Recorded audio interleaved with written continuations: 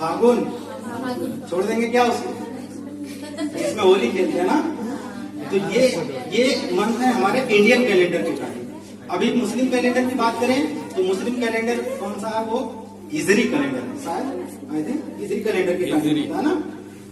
Calendar का नाम हिजरी है। उसमें पहला मंथ जो होता है मुहर्रम होता है, जहां तक मुझे जानकारी है। ठीक इसी तरह सारे कैलेंडर बने हैं। तो हम या तो न्यू ईयर सेलिब्रेट कर रहे हैं क्या किस कैलेंडर के अकॉर्डिंग? ग्रेगोरियन कैलेंडर के अकॉर्डिंग। आज ग्रेगोरियन कैलेंडर के अकॉर्डिंग फर्स्ट मंथ का पहला डे है, इसलिए हम न्यू ईयर सेलिब्रेट करते हैं। I would love to call the most talented miss Usha for song. नाजुक सा दिल रखती हैं, मासूम सी होती हैं ये बेटियां। नाजुक सा दिल रखती हैं, मासूम सी होती हैं ये बेटियां। बात बात पर रोती हैं, नादान सी होती हैं ये बेटियां। है रहमत से भरपूर भगवान का खजाना होती हैं ये बेटियां। घर लगता है सोना सोना जब घर से चली जाती हैं बेटियां। और ये मैं नहीं कहता, ये मेरे भगवान कहते हैं कि जब मैं बहुत ज्यादा खुश होता हूँ ना, तब जाके जन्म लेती हैं बेटियां, तब जाके जन्म लेती हैं ये बेटियां।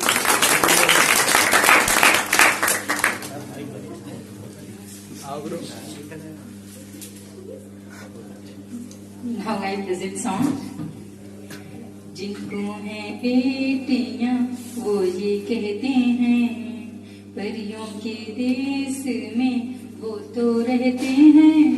घर को जन्नत का नाम देते हैं। जिनको है बेटियां वो ये कहते हैं, परियों के देश में वो तो रहते हैं। घर को जन्नत का नाम देते हैं। जिनको है बेटियां वो ये कहते हैं। हंसती हैं जब बेटियां तो मोती झड़ते हैं। चलती हैं लहरा के तो फूल खिलते हैं। हंसती हैं जब बेटियां तो मोती झड़ते हैं। चलती हैं लहरा के तो फूल खिलते हैं। पल के उठाते तो उजाले होते हैं। परियों के देश में वो तो रहते हैं। घर को जन्नत का नाम देते हैं। जिनको है बेटियां वो ये कहते हैं। लाखों मन्नत में होती है एक बेटी कबूल। बेटी तुलसी आंगन की ये नहीं बबूल। वो लाखों मन्नत में होती है एक बेटी कबूल। बेटी तुलसी आंगन की ये नहीं बबूल। कुमकुम कदम शुभ फल देते हैं। परियों के देश में वो रहते हैं। घर को जन्नत का नाम देते हैं। जिनको है बेटियां वो ये कहते हैं। परियों के देश में वो तो रहती हैं। बेटियों से होती हैं दो आंगन खुशहाल। माता पिता की शोभा ससुराल का श्रृंगार। हो बेटियों से होते हैं दो आंगन खुशहाल। माता पिता की शोभा ससुराल का श्रृंगार। प्रदीप प्रदीप नसीब वाले बेटी आते हैं। पारीक नसीब वाले बेटे पाते हैं। घर को जन्नत का नाम देते हैं। जिनको है बेटियां वो ये कहते हैं। परियों के देश में वो तो रहती हैं। घर को जन्नत का नाम देते हैं। जिनको है बेटियां वो ये कहते हैं। में इतनी गंदी सोच डेवलप हो चुकी है कि लोग बच्चियों को पैदा नहीं करना चाहते हैं। मैं थोड़ा सा साइंस का स्टूडेंट हूँ, 2 मिनट थोड़ा सा एक्स्ट्रा ले लिया करूंगा आपका। लेकिन आपको एक बताता हूँ, आज आप जाके गूगल करिएगा इम्यूनोसेंटेसिस क्या है ना। पढ़े होंगे आप लोग इम्यूनोसेंटेसिस। यह एक टेस्ट, इसको डेवलप किया गया था कि जब एम्ब्रियोनिक कंडीशन में बच्चा है, माँ के भ्रूण में, गर्भ में है, उस समय उसको कोई डिजीज तो नहीं है, ताकि उसके पहले ही ट्रीटमेंट कर दिया जाए, पैदा होने से पहले, बाद में बच्चा नॉर्मल पैदा हो, ठीक है।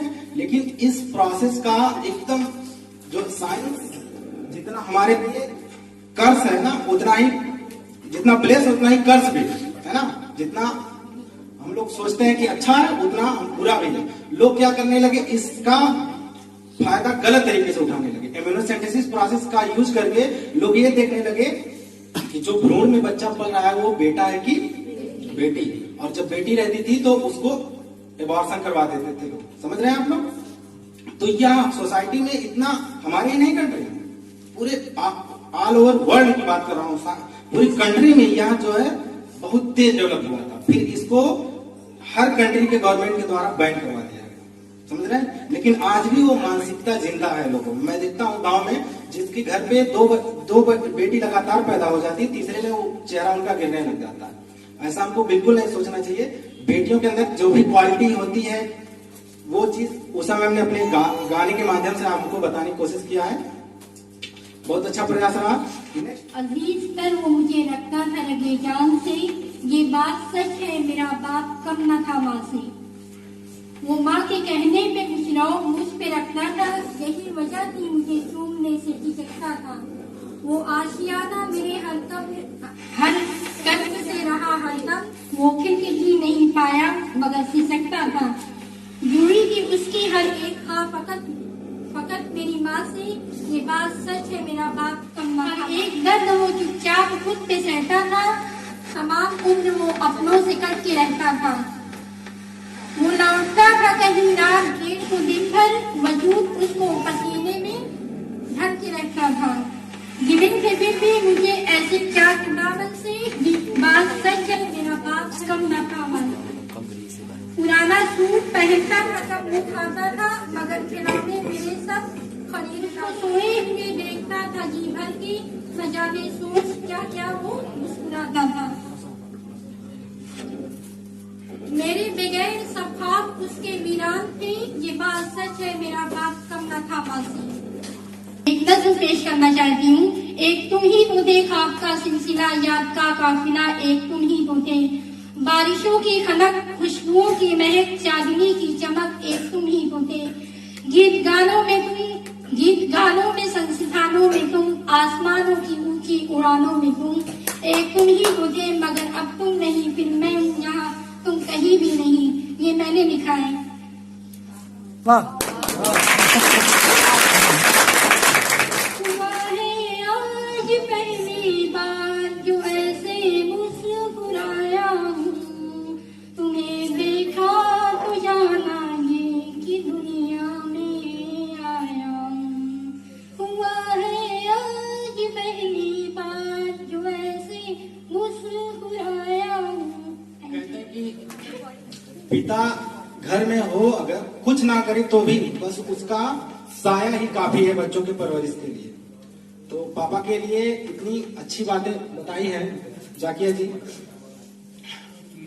इस चीज को हमको सोचना चाहिए कि पिताजी कितना मेहनत करते हैं अपने बच्चों के परवरिश के लिए, है ना। और थोड़ी थोड़ी बात पे गांव में अक्सर ऐसा होता है, टाउन एरिया का तो मुझे नहीं पता, लेकिन गांव में मैं देखता हूँ अपने गांव में कि लोग छोटे छोटे बच्चे, अगर पापा मना कर देते हैं किसी काम के लिए या जो भी है, देखिए हमारे पास उम्र बहुत कम है उनकी अपेक्षा, उनके पास कुछ नहीं। हो सकता है आपके पास नॉलेज इनसे ज्यादा हो, आप MA कर लिए, BA कर लिए, PhD कर लिए, लेकिन पापा अनपढ़ ही है तो क्या, लेकिन उनके पास जानते क्या है, अनुभव है, लाइफ को स्पेंड करने का, लाइफ को जीने का अनुभव है, और वो अपना अनुभव शेयर करते हैं आपके साथ। और हमको लगता है कि हमको पार्टी में जाना, पापा मना कर रहे हैं, है ना। तो गांव में मैं देखता हूँ बच्चे लड़ जाते हैं अपने पापा से। जानते हैं दुनिया की सबसे कड़वी आवाज वो होती है जो बच्चा अपने माँ बाप के लिए बोलता है। इस चीज को हमको अमल में रखना चाहिए। And happy new year. मैं सॉन्ग पापा के ऊपर गाना चाह रही हूँ। उंगली थामे चलना तूने सिखाया था, पाँव थके तो कांधे पर बिठा, खुद की जरूरत त्याग के मेरी खुशियों को,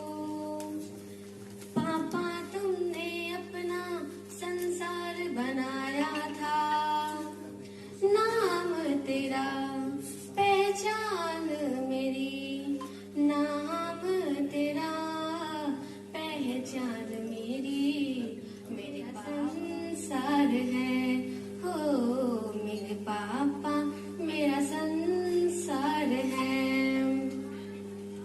हम सबकी स्वास्थ्य है तुमसे, पापा तुमसे ही आधार है। सर पर तेरा हाथ है, तेरा ही साया, गिर के उठकर तन्ना तूने सिखाया है। रौनक मैं पापा तेरे ही आंगन की, मेरी जिद से पहले सब कुछ मुझे दिलाया है।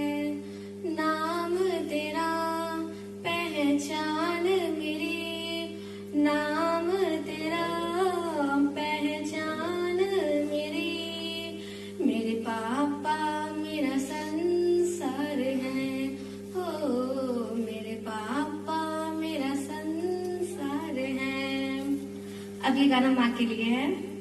मन की बातें चेहरे से ही पढ़ लेती, माँ बिन बोले हर ख्वाहिश पूरी कर देती। तेरी गोद में जन्नत स्वाद तेरे ही हाथों में, जीत मेरी अभिमान तेरा, जीत मेरी अभिमान तेरा। स्वास्थ्य पर तेरा उपकार है, हो ये जीवन तेरा उपकार है। स्वास्थ्य पर तेरा उपकार है, ये जीवन तेरा उपकार है। Thank you. शिखा के बाद पे मैं 2 लाइन कहना चाहता हूँ कि चाहे पूजा करो लाख और तीर्थ करो हजार, अगर माँ बाप को ठुकराया तो सब कुछ है बेकार।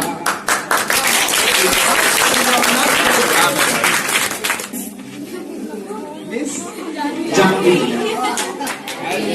And a big thanks to each and everyone present here for joining our program. Today on this special occasion, I would like to speak some jokes. Husband ने ऑफिस में बैठे बैठे फेसबुक पे पोस्ट किया, पक्षी बन के उड़ता फिरूं मस्त गगन में। तभी वाइफ का कमेंट आया, धरती छूते ही धनिया ले आना अपने भवन में, वरना एक भी बाल बचने ना दूंगी तुम्हारे चमन में।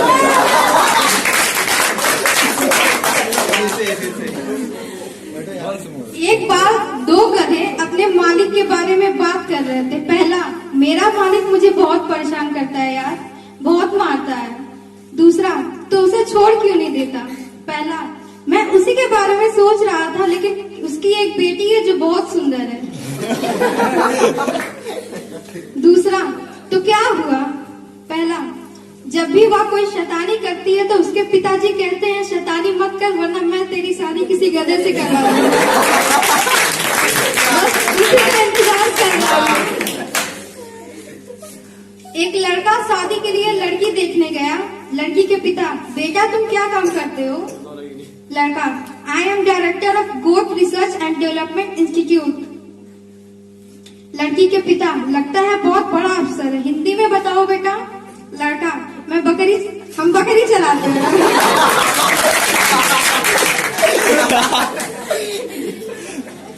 रावण को कोर्ट में लाया गया और कहा गीता पे हाथ रखो। रावण बोला, साला सीता पे हाथ रखा तो इतना मैटर हुआ, अब गीता पे? Sorry boss, I am not interested. तुम्हारी आँख क्यों सूजी हुई है? पप्पू, कल मैं अपनी पत्नी के जन्मदिन पर केक लाया था। हरीश, लेकिन इसका आँख सूजने से क्या संबंध है? पप्पू, मेरी पत्नी का नाम तपस्या है, लेकिन केक वाले बेवकूफ दुकानदार ने लिख दिया हैप्पी बर्थडे समस्या।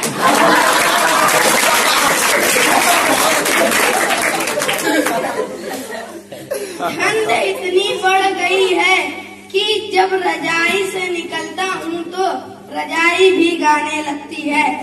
मुझे छोड़कर जो तुम जाओगे बड़ा पछताओगे, बड़ा पछताओगे। टीचर, एक तरफ पैसा है और दूसरी तरफ अकल, क्या चुनोगे? विद्यार्थी, पैसा। टीचर, गलत, मैं अकल चुनती। विद्यार्थी, आप सही कह रही हैं मैडम, जिसके पास जिस चीज की कमी होती है वो वही चुनता है।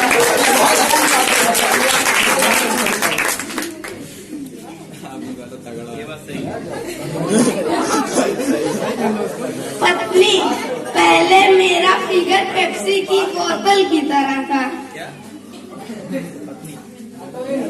पत्नी, पहले मेरा फिगर पेप्सी की बोतल की तरह था। पति, वो तो अभी भी है। पत्नी खुश होकर, सच? पति, हाँ, पहले 300 ml की थी, अब 2 लीटर की है। Thank you. I would love to call my brother, the most handsome person, Mr. Aftab Alam. जाते हो जब तुम कभी रास्ते में, इत्तेफाक से मिल जाते हो जब तुम कभी रास्ते में, यूं लगता है करीब से जिंदगी जा रही हो जैसे। वाह वाह वाह वाह मेरे भाई वाह, क्या कहेंगे। अजीब हालत होती है मोहब्बत में इश्क की, अजीब हालत होती है मोहब्बत में इश्क की, उदास जब यार होता है तो कसूर अपना लगता है। वाह वाह, क्या कहेंगे, क्या कहेंगे। वो कागज आज भी फूलों की तरह महकता है, वो कागज आज भी फूलों की तरह महकता है, जिस पर तूने लिखा था बड़े प्यार से मुझे तुमसे मोहब्बत है। वाह वाह वाह। एक दो लाइन मेरे भाई के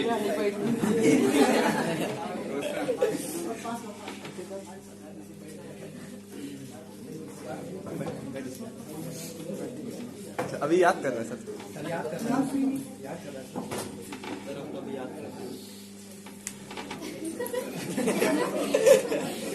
कोई ना कोई ना।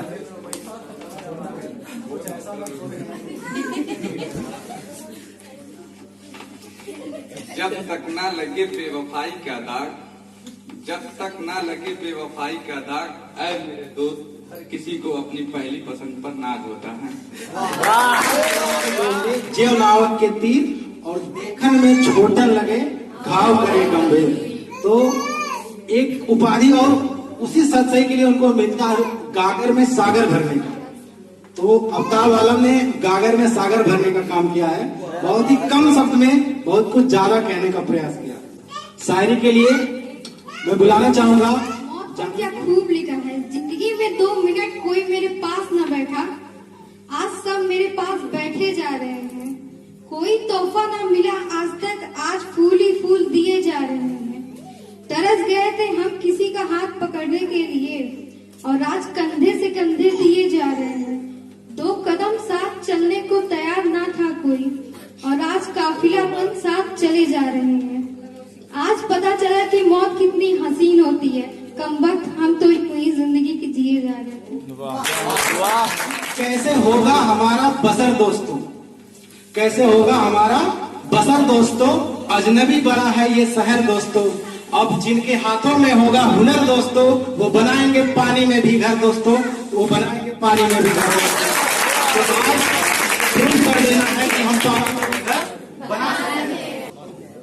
सपना कुमारी, आप आएंगे स्पीच पर आपके समझ दहेज एक कुप्रथा के विषय पर अपना विचार प्रकट करना चाहती हूँ। दहेज का अर्थ है विवाह के समय लड़की के परिवार की तरफ से लड़के के परिवार को धन संपत्ति आदि का देना। वास्तव में धन संपत्ति की मांग लड़के के परिवार वाले दहेज प्रथा के कारण न जाने कितनी महिलाओं को आत्महत्या करने के लिए मजबूर होना पड़ता है। परिवार की आर्थिक स्थिति ठीक न होने के कारण हजारों लड़कियां कुंवारी बैठी हैं। गरीबी के कारण न जाने कितनी शादीशुदा जिंदगी दहेज की वजह से खराब हो गई है। भारत जैसे देश में दहेज प्रथा की जड़ें बहुत मजबूत हैं। वहाँ तक कि शिक्षित समाज भी इसकी कुप्रथा से अछूता नहीं है। हमारे समाज में दहेज प्रथा के बारे में लोगों ने एक ऐसी सोच बना रखी है जिसमें दहेज देना लड़की के घर वाले के लिए अनिवार्य है। अगर लड़की के घर वाले दहेज देने की इच्छा नहीं रखते हैं तो इस परिस्थिति में लड़की के विवाह में ढेर सारी रुकावट आ जाती है।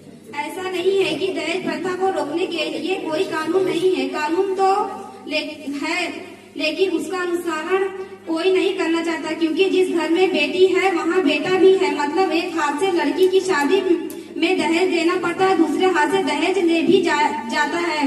दहेज प्रथा को खत्म करने के लिए मानव को अपनी सोच बदलने की जरूरत है और साथ ही साथ महिलाओं को जागरूक बनाना पड़ेगा और पुरुष प्रधान समाज को आईना दिखाने की जरूरत है। दहेज जैसी कुप्रथा को रोकने के लिए हमें अपने सोच बदलनी होगी। हमें स्त्री का सम्मान करना चाहिए और यही सोच अपने मन से निकाल देना चाहिए कि दहेज हमारा गुजारा नहीं हो जाएगा। Thank you. में स्पीच के ही लिए अंजू यादव को बुलाना चाहेंगे। Anju Yadav, please come for the speech. My topic, so I share with you that my topic name is Beti Bachao Beti Padhao, which I provide to sir give me, and I'm thanks a lot to sir which has choose to me this topic, and I'm standing to there for these topics. So thank you a lot sir. First of all, मैं अंजू यादव यहाँ पे खड़ी होके मुझे बहुत अच्छा लग रहा है एंड मैं आप लोगों के साथ अपने थॉट्स को शेयर करना चाहती हूँ। एक बेटी के लिए ये बिल्कुल भी आसान नहीं होता, एक बेटी के लिए ये सुनना बिल्कुल भी आसान नहीं होता कि तुम हमारे ऊपर बोझ हो, क्योंकि अब वो क्या करे, उसको तो सुनना ही पड़ता है। बिकॉज जो पेरेंट्स होते हैं उनकी कंडीशंस, इनिशियल कंडीशंस उतनी बेटर नहीं होती अपनी बेटी के लिए बेस्ट एजुकेशन देना, बेस्ट क्लॉथिंग का वो प्रिपरेशन करना एंड उसके लिए एक अच्छी लॉजिकल चीजों को तैयार करना, उनके लिए ये बहुत जरूरी नहीं होती है। आज हम अपने जो हमारी आजादी का जो समय है वो हम लोग अपने आजादी का अमृत उत्सव मनाने जा रहे हैं, मतलब मना रहे हैं। लेकिन क्या आप लोगों को लगता है कि हमारा भारत पहले की सोच से या अब की सोच से कुछ डिफरेंट किया है या नहीं?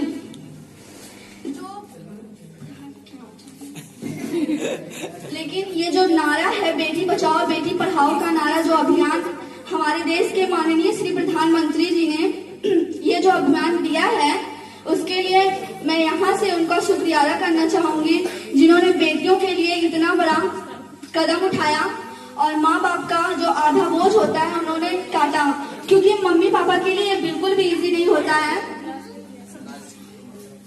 बार बार सुनना पड़े कि हम बर्डन हैं अपने मम्मी पापा के ऊपर और हम कहते हैं कि हमारा देश आगे बढ़ चुका है। बहुत लोग होते हैं जो बेटियों को मारना चाहते हैं, उनका एबॉर्शन करवा देते हैं, तो हम उनसे पूछना चाहते हैं कि वो अपनी बीवी के लिए एक लेडी डॉक्टर क्यों ढूंढते हैं? है कोई जवाब उनके पास? जी नहीं, क्योंकि उनको पता ही नहीं है कि बेटियां होती क्या हैं। A daughter is a Lakshmi of a house which are decorating the all house, but anyone do not know that what is a daughter.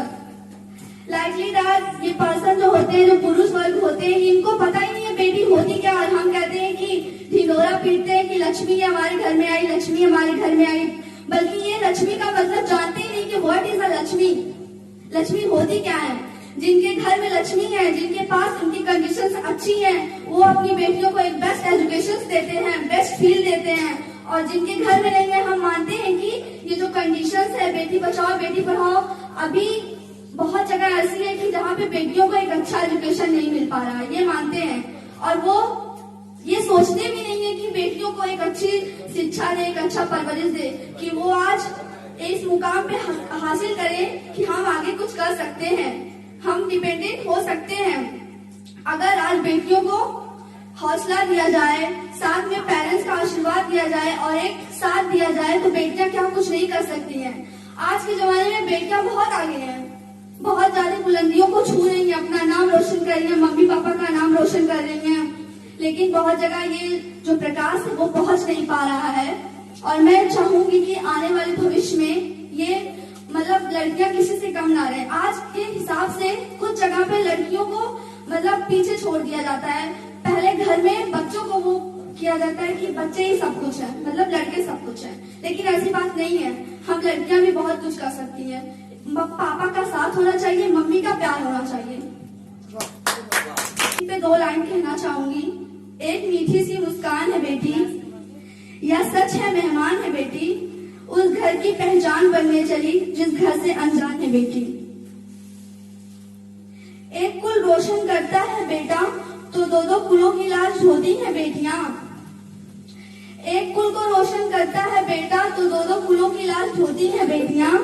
फूलों की कलियों के जैसे कोमल होती है बेटियां। माँ बाप के जीवन का सहारा होता है बेटा तो उनके आंखों की रोशनी होती है बेटियां।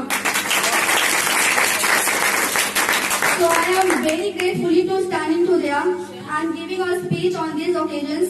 बेटी बचाओ बेटी पढ़ाओ मुझे बहुत अच्छा लग रहा है और मैं चाहूंगी कि जो लड़कियां हैं वो भी अपने इस कॉन्फिडेंस को दिखा सके कि हम भी किसी से कम नहीं हैं और एक साथ हम सब एक हैं। जय हिंद जय भारत। अपनी बारी को ही समाप्त करती हूँ। Honored to be selected to give a speech on pollution. In this speech, I will try my best to explain to you all what pollution is, its effect, and how it can be controlled.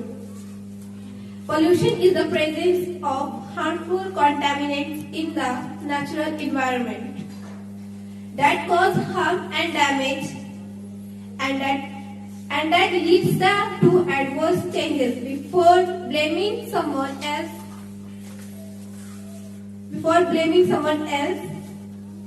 for the pollution, first of all, as a generation,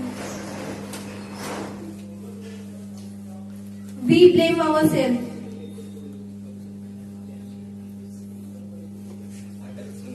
There is no one in particular we can blame for the increase in pollution in the environment.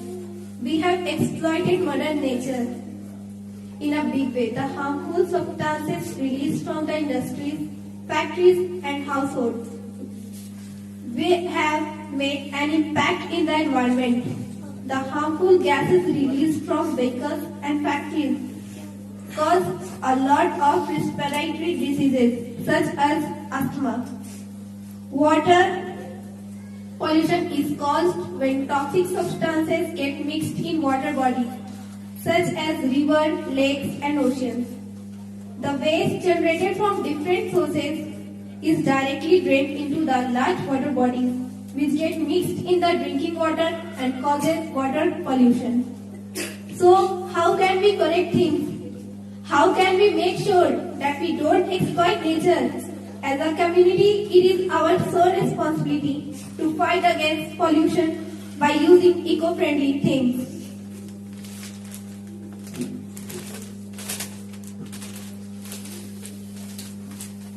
Instead of using the non-biodegradable substances, pollution of any kind cannot be eliminated completely, but it can be controlled. We can overcome pollution by taking small measures in our day-to-day life. Do not throw the waste near the water bodies, instead of throw the garbage at the garbage disposal site. To conclude this speech, I want to say that every kind of pollution has a negative impact on the nature, animals and human life. We as humans should take important steps for a better future.